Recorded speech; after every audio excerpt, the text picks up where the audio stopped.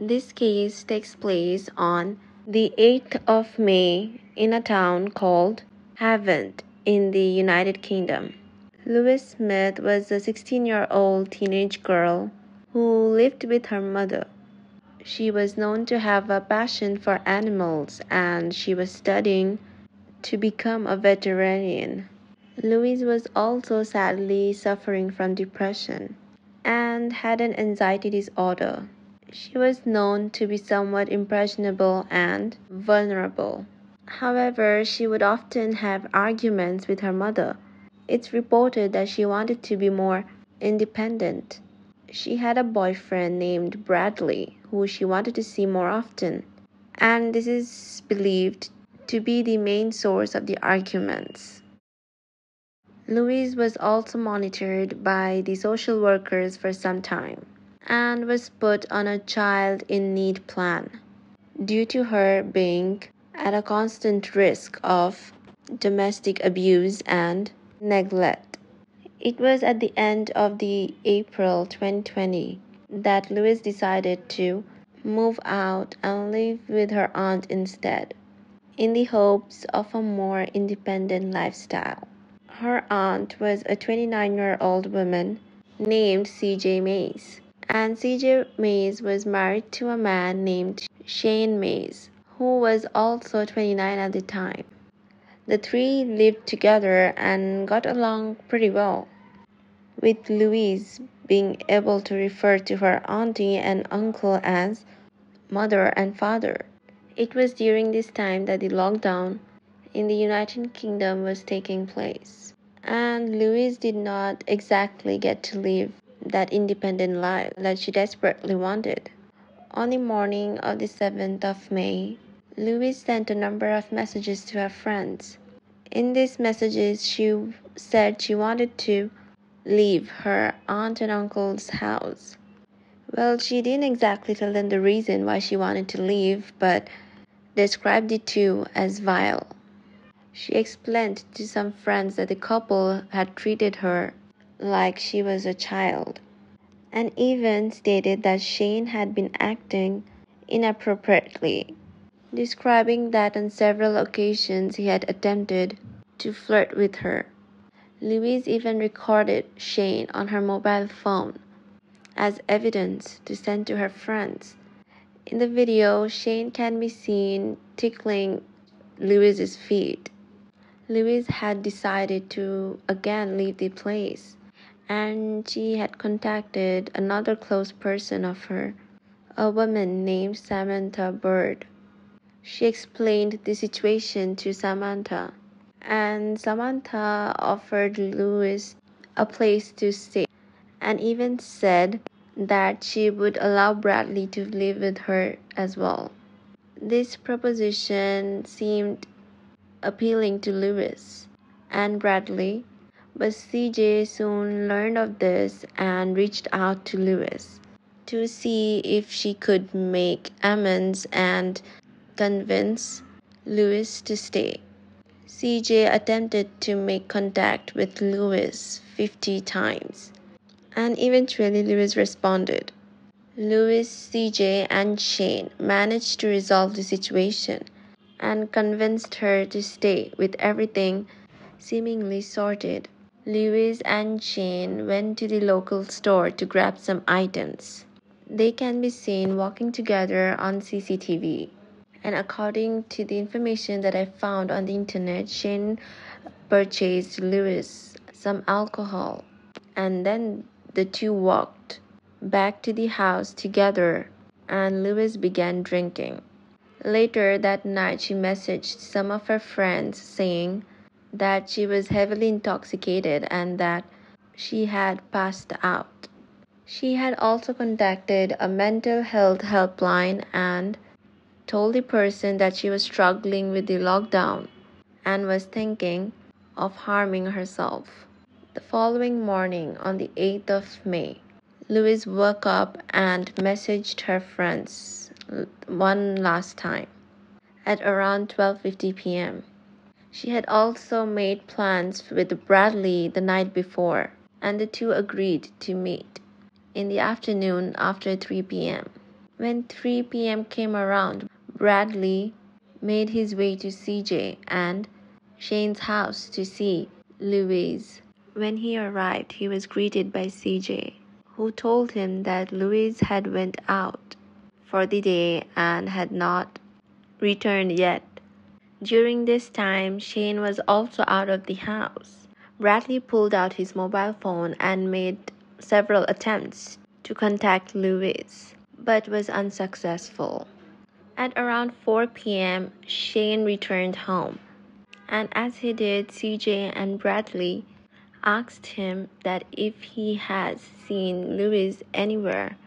He replied by saying that he had seen Louise a few hours before. Shane explained that he had walked with Louise to a park before leaving her to go and visit his mother. He said that she had gone to see some of her friends and that he hadn't seen or heard from her since. Concerns for Louise began to grow, and when in the following hours she wasn't unable to be contacted, at around 6:32 p.m., CJ made a call to the emergency services and reported Louise as missing, and the search was soon underway to find her. The police then soon discovered that she had made contact with a friend via Snapchat at around 12:50 p.m. The phone calls from Bradley that were made were picked up by multiple phone masts that covered the Haven Thicket area. At around 4 p.m., her mobile phone died and was disconnected from the mobile phone network at 1 past 5 p.m. And this would be the last time her mobile phone was ever picked up. Both Shane and CJ were questioned by the police and asked where they had seen Louise for the last time.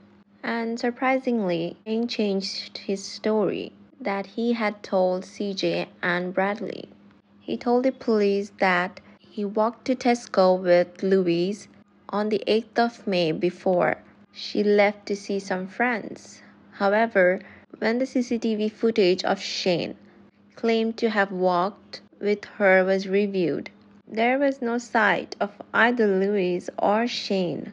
The police then asked Shane to accompany them on a walk of the route that he and Louise had taken. And on the CCTV of the route, the police and Shane could be seen walking.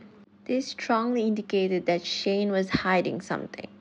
If Shane had really walked with Louise in this route, the pair would also have been featured on the CCTV on the 8th of May.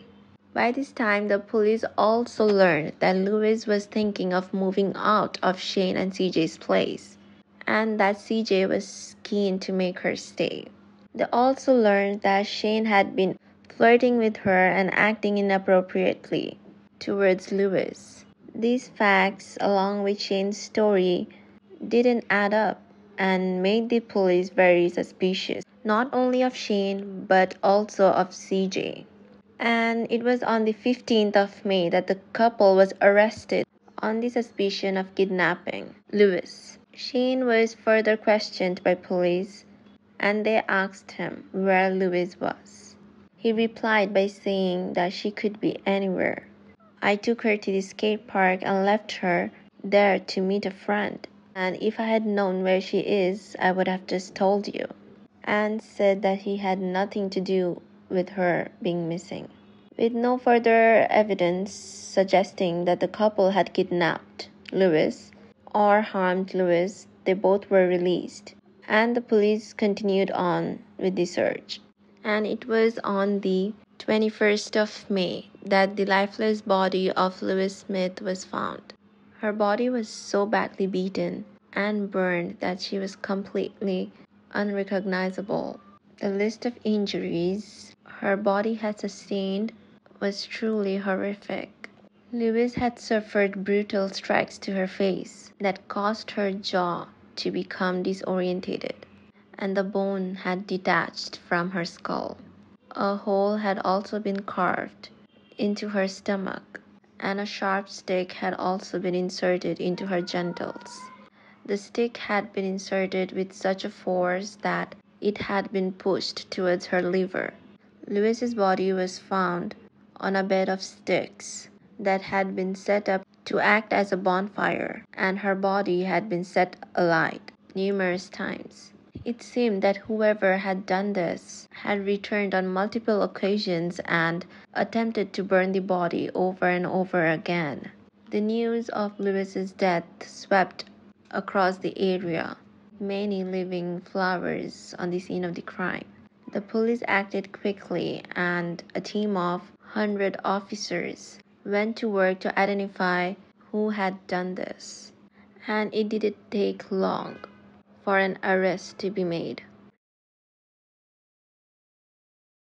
And on the 27th of May, Shane and CJ was yet arrested again on the suspicion of murder, and further evidence was found at the scene of the crime, including DNA evidence on the stick that had been inserted into Louise. Shane's DNA was found. CCTV footage was also found, Shane leaving the Haven thicket, the area where Louise's body was found. Blood was also found on his shoes. The police theorized that Shane had lured Louise into the wooded area and attempted to force himself on her. But that didn't work, and Louise began to scream. And to stop her from screaming, he savagely attacked her before defiling her body and setting her body on fire numerous times. However, there was no evidence linking CJ to the crime, and so she was released again. Shane was given the chance to enter a plea, and he pleaded not guilty. Her trial was set, and Shane remained in custody until the date arrived. Shane continued to deny killing Louise. Well, that would be until the 17th of November 2020, which was the first day of the trial. But Shane did not admit to murdering her. He instead claimed that the killing was accidental and stated that he was guilty of manslaughter. In the trial, the prosecution said that Mays had lured Smith to walk to the woodland with the aim of sexually assaulting her. Smith's body was found after an extended search by specialist teams involving 306 people, drones, and dogs. It was described as dreadfully treated, with repeated heavy blows to the head, subsequently defilled with a stick and burned in an attempt to destroy her body. The exact cause of death could not be determined due to extensive burns. A clinical review of Mays found that he had an extremely low IQ of 63. The prosecution team told the jury even when he saw the blood and heard the cracks carried on, the shattering of her facial bones, the total separation of the jawbone from her facial skull. The injuries to her head and face were catastrophic and disfiguring. Finally, Shane Mays was found guilty of murder and was sentenced to life in prison with a minimum term of 25 years. It's reported that he gave little reaction as he found out that he was guilty. Louise's mother described her daughter as strong-willed, happy, and smiley, who had the whole world to look forward to.